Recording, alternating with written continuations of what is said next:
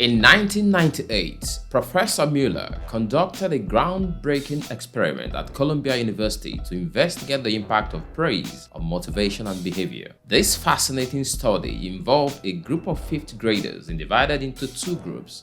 Both groups tackled a series of puzzles and their performances were closely monitored. After the initial task, they faced a more challenging puzzle, and the results were astonishing.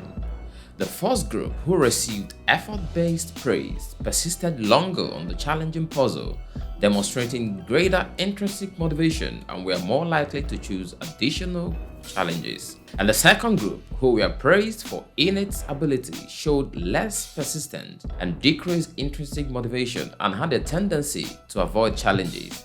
Mueller's experiment revealed something mind-blowing. Praising effort over ability can dramatically enhance motivation and resilience. When students were recognized for their hard work, they believed they can influence their outcome through effort, leading to greater persistence and a growth mindset. On the other hand, ability-based praise fosters a fixed mindset where individuals see intelligence as innate and unchangeable. This can trigger a fear of failure, reduced motivation, and create an adverse reaction to challenges.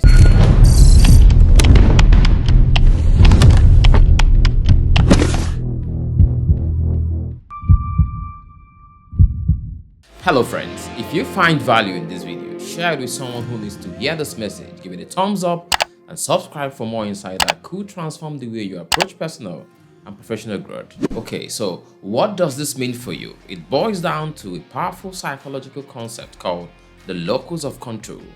Locus refers to the point or location of something, and in this context, it describes where you believe control over your life originates. Okay, the locus of control relates to how much influence you perceive you have over your life's outcome. Do you see yourself as responsible for your success or failure, or do you attribute outcomes to external circumstances, conditions, or conditioning? An external locus of control implies someone believes that their life outcome are shaped by external factors like luck, circumstances, or inner traits like intelligence.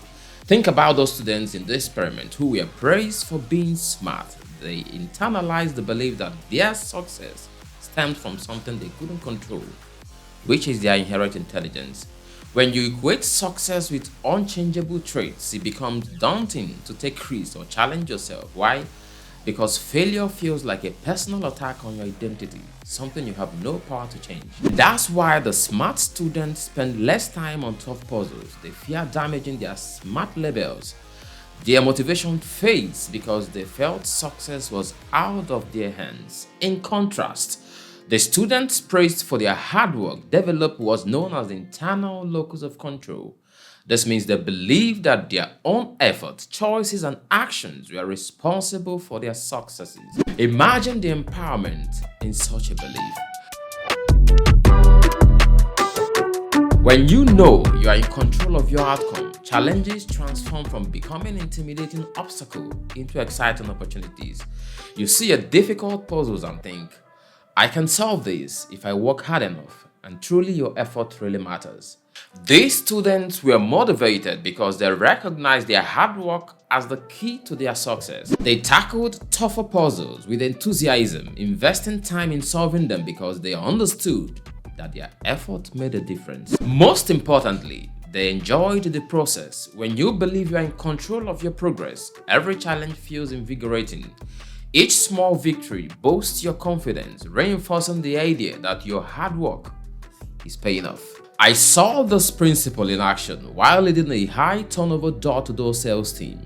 Many new hires quit after a few weeks due to constant rejection. When a new salesperson had a tough day, that means no sales at all, I would ask, why do you think this happened? If they blamed external factors like the weather or the neighborhood, I knew they were externalizing their failures, which could sap their motivation.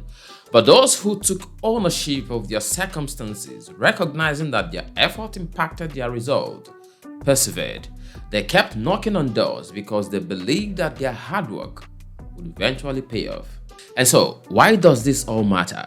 You know, developing an internal locus of control is crucial to maintaining motivation in your life. And here is a simple strategy I wish I knew earlier. Tackle problems in your life and recognize your role in the solution. Let's say you're a busy professional struggling to fall asleep after a late night at work.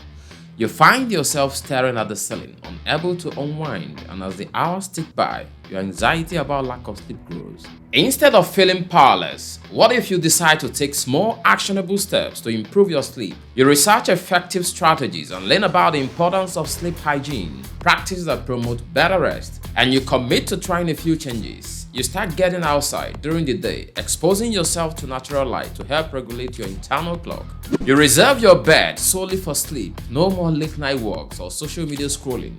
You install a blue light filter on your device to minimize light that disrupt melatonin production.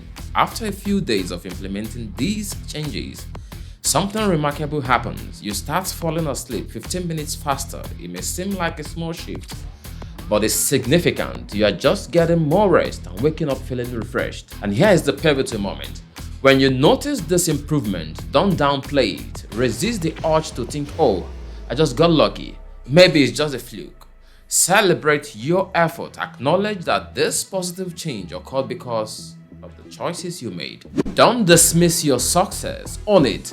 Recognize that your choices made the difference. When you see how your decisions can improve your life, you feel unstoppable. It's the difference between being a passenger in your own life and sitting in the driver's seat. And that's how you stay motivated, friends.